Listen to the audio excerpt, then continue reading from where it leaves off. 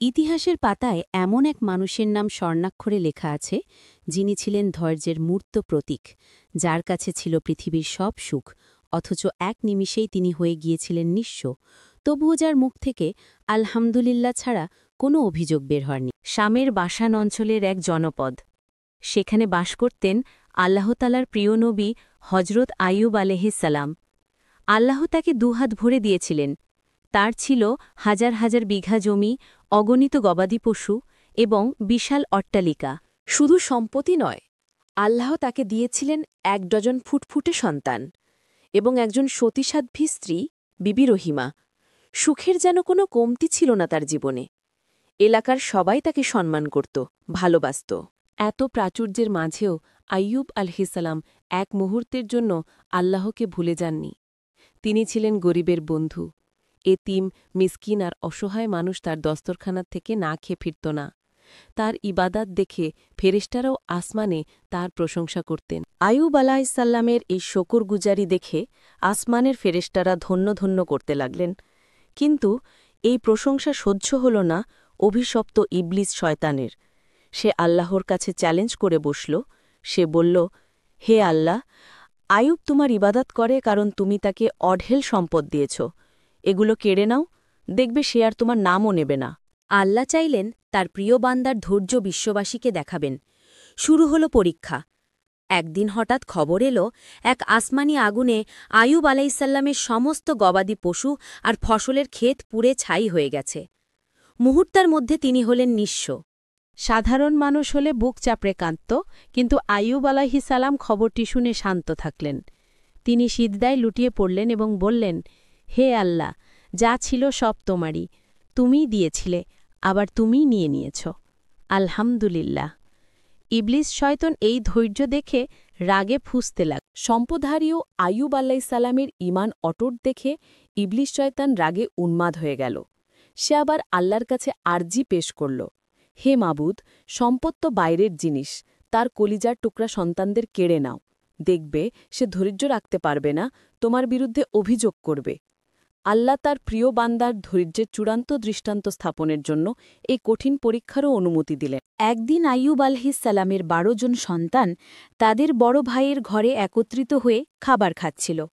হঠাৎ এক প্রলয়ঙ্করী ভূমিকম্প বা ঘূর্ণিঝড় আঘাত হানল সেই বাড়িতে। মুহূর্তের মধ্যে ছাদ ধসে পড়ল। একটি মাত্র সংবাদবাহক ছাড়া আর কেউ বাঁচল না। সে দৌড়ে এসে আইয়ুব আলাইহিসসালামকে এই ভয়াবহ দুঃসংবাদ দিল। একসাথে ১২ সন্তানের মৃত্যুর খবর যে কোনো বাবার জন্য এর চেয়ে বড় আঘাত আর কি হতে পারে। আইয়ুব আলাইহিসসালামের চোখ দিয়ে অশ্রুর নদী বয়ে গেল, বুক ফেটে কান্না এলো, কিন্তু মুখ দিয়ে একটিও অভিযোগের শব্দ বের হল না। তিনি আকাশের দিকে তাকিয়ে বললেন, ইন্নালিল্লাহি ওয়া ইন্না ইলাইহি রাজিউন। হে আল্লাহ, তারা তোমারই আমানত ছিল, তুমিই তাদের ফিরিয়ে নিয়েছ। আমি তোমার সিদ্ধান্তে সন্তুষ্ট। এই ধৈর্য দেখে আসমানের ফেরেশতারাও কেঁদে ফেললেন। শয়তান এবার চূড়ান্ত আঘাত হানার পরিকল্পনা করল। সে বুঝল মানসিকভাবে এই নবীকে ভাঙা অসম্ভব। তাই সে আল্লাহর কাছে অনুমতি চাইল আইয়ুব আলাইহিসসালামের শরীরে রোগ ঝরিয়ে দেওয়ার। অনুমতি মিলতেই শয়তান এক বিষাক্ত ফুঁ দিয়ে তার আপাদমস্তক আক্রান্ত করল। শুরু হল এক নতুন অধ্যায়। আইয়ুব আলাইহিসসালাম এর সুন্দর শরীরে ভয়ানক এক রোগ দেখা দিল। কারো মতে কুষ্ঠ, কারো মতে এক অজানা চর্মরোগ। তার সারা শরীরে ফোসকা পড়ে গেল। সেখান থেকে পুজ ও রক্ত ঝরতে লাগল। শরীর থেকে দুর্গন্ধ বের হতে শুরু করল। যে মানুষটিকে এক নজর দেখার জন্য মানুষ ভিড় করত, আজ তার দিক থেকে সবাই মুখ ফিরিয়ে নিতে লাগল। ধীরে ধীরে তার বন্ধুবান্ধব, আত্মীয় স্বজন সবাই তাকে ছেড়ে চলে গেল।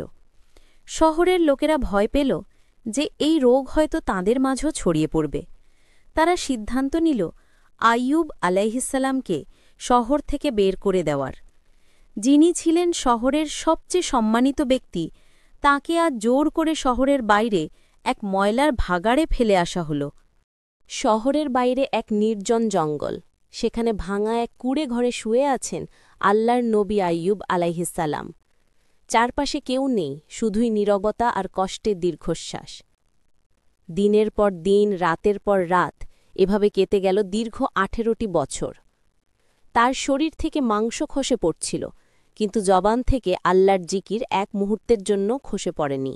এই কঠিন সময়ে যখন সবাই তাকে ছেড়ে গেল, তখন শুধু একজন মানুষ ছায়ার মতো তার পাশে ছিলেন।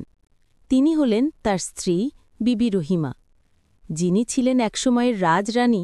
আজ তিনি স্বামীর সেবা করার জন্য মানুষের দাঁড়ে দাঁড়ে কাজ খুঁজতে লাগলেন। তিনি স্বামীর ক্ষত পরিষ্কার করতেন, তাকে খাইয়ে দিতেন আর আড়ালে গিয়ে চোখের পানি ফেলতেন। মানুষের নিষ্ঠুরতা কত দূর যেতে পারে! শহরের লোকেরা যখন জানল বিবি রহিমা আইয়ুব আলাহিসাল্লামের সেবা করেন, তখন তারা ভাবল তার মাধ্যমে রোগ ছড়াতে পারে। তাই তারা তাকে কাজ দেওয়া বন্ধ করে দিল। ঘরে খাবার নেই, অসুস্থ স্বামীর পথ্য নেই। বিবি রহিমা দিশেহারা হয়ে পড়লেন। একদিন ঘরে এক টুকরো রুটিও ছিল না। ক্ষুধার্ত স্বামীর কষ্ট সইতে না পেরে বিবি রহিমা এক কঠিন সিদ্ধান্ত নিলেন। তিনি তার মাথার সুন্দর ঘন লম্বা চুলগুলো কেটে বাজারে বিক্রি করে দিলেন, আর সেই পয়সা দিয়ে স্বামীর জন্য খাবার কিনলেন। বাড়িতে এসে যখন তিনি খাবার দিলেন, আইয়ুব আলাইহিসসালাম অবাক হয়ে জিজ্ঞেস করলেন, রহিমা, আজ খাবার পেলে কোথায়? বিবি রহিমা কোনো উত্তর দিতে পারলেন না, শুধু তার মাথার কাপড়টি সরালেন। আইয়ুব আলাইহিসসালাম দেখলেন তার স্ত্রীর মাথায় সেই চুল নেই। এই ভীষ্ম দেখে ধৈর্যের পাহাড় আইয়ুব আলাইহিসসালাম আর নিজেকে ধরে রাখতে পারলেন না। যেই নবী নিজের শরীর পচে যাওয়ার পরও কাঁদেননি, আজ স্ত্রীর এই ত্যাগ দেখে তিনি হাউমাউ করে কেঁদে উঠলেন। কষ্ট যখন চূড়ান্ত সীমায় পৌঁছাল, তখন আইয়ুব আলাইহি আসসালাম আল্লাহর দরবারে হাত তুললেন। তিনি কিন্তু সুস্থতা চাইলেন না, তিনি শুধু নিজের কষ্টের কথা জানালেন। তিনি বললেন, আন্নি মাসানিয়াজ দুর্রু ওয়া আন্তা আরহামুর রাহিমিন। হে আল্লাহ, আমি কষ্টে পড়েছি, আর তুমি তো দয়ালুদের শ্রেষ্ঠ দয়ালু। আইয়ুব আলাইহিসসালামের সেই কাতর দোয়া আরশ মহল্লায় কবুল হয়ে গেল। দীর্ঘ 18 বছরের পরীক্ষা শেষ হল। আল্লাহ জিব্রাইল আলাইহিসসালামের মাধ্যমে ওহী পাঠালেন। ইরশাদ হল, আপনার পা দিয়ে মাটিতে আঘাত করুন। এই তো গোসল করার ও পান করার জন্য ঠান্ডা পানি। সূরা সোয়াদ 42। আল্লাহর হুকুম মানামাত্রই আইয়ুব আলাইহিসসালাম তার দুর্বল পা দিয়ে মাটিতে আঘাত করলেন। সুবহানাল্লাহ! সাথে সাথে শুষ্ক মরুভূমির বুক চিরে বেরিয়ে এল বরফ শীতল এক ঝর্ণাধারা। আল্লাহ নির্দেশ দিলেন, এই পানি দিয়ে গোসল করুন এবং পান করুন। আইয়ুব আলাইহিসসালাম সেই পবিত্র পানি দিয়ে গোসল করলেন। এক অলৌকিক ঘটনা ঘটল। মুহূর্তের মধ্যে তার শরীরের সমস্ত ঘা, পচা মাংস আর রোগ বালাই ঝরে পড়ে গেল। তার বৃদ্ধ ও জরাজীর্ণ শরীর পরিবর্তিত হয়ে গেল এক শক্তিশালী, সুঠাম এবং সুদর্শন যুবকের অবয়বে। আল্লাহ তাকে তার হারানো যৌবন ও সৌন্দর্য ফিরিয়ে দিলেন। বিবি রহিমা যখন খাবার নিয়ে ফিরে এলেন, তিনি তার স্বামীকে আর খুঁজে পেলেন না। সেখানে দাঁড়িয়ে আছেন এক নুরানি চেহারার যুবক। তিনি ভয় ভয়ে জিজ্ঞেস করলেন, হে যুবক, এখানে যে অসুস্থ বৃদ্ধ মানুষটি ছিলেন, তাকে কি আপনি দেখেছেন? বাঘ ভাল্লুক কি তাকে খেয়ে ফেলল? যুবকটি মুচকি হেসে বললেন, রহিমা, তুমি আমাকে চিনতে পারছ না? আমি তোমার আইয়ুব। আল্লাহ রব্বুল আলামিন শুধু তার শরীরই সুস্থ করলেন না, বরং তার সবরের পুরস্কার হিসেবে তার হারানো সম্পদ দ্বিগুণ করে ফিরিয়ে দিলেন। আসমান থেকে সোনার পঙ্গপাল বর্ষিত হল। আল্লাহ তাকে আগের চেয়েও বেশি সন্তান এবং সম্মান দান করলেন। পবিত্র কোরআনে আল্লাহ বলেন, আমি তাকে তার পরিবার পরিজন ফিরিয়ে দিলাম এবং তাদের সাথে তাদের সমপরিমাণ আরও দিলাম, আমার বিশেষ রহমত স্বরূপ। সূরা আম্বিয়া 84। প্রিয় দর্শক, হজরত আইয়ুব আলাইহিসসালামের জীবন আমাদের শেখায়, বিপদ যত বড়ই হোক, আল্লাহর রহমত তার চেয়েও বড়। ধৈর্য ধরলে আল্লাহ তার উত্তম প্রতিদান দেবেনই। আপনার জীবনেও যদি কোনো কষ্ট থাকে, হতাশ হবেন না। বিশ্বাস রাখুন, এই কষ্টের পরেই আছে সুখ।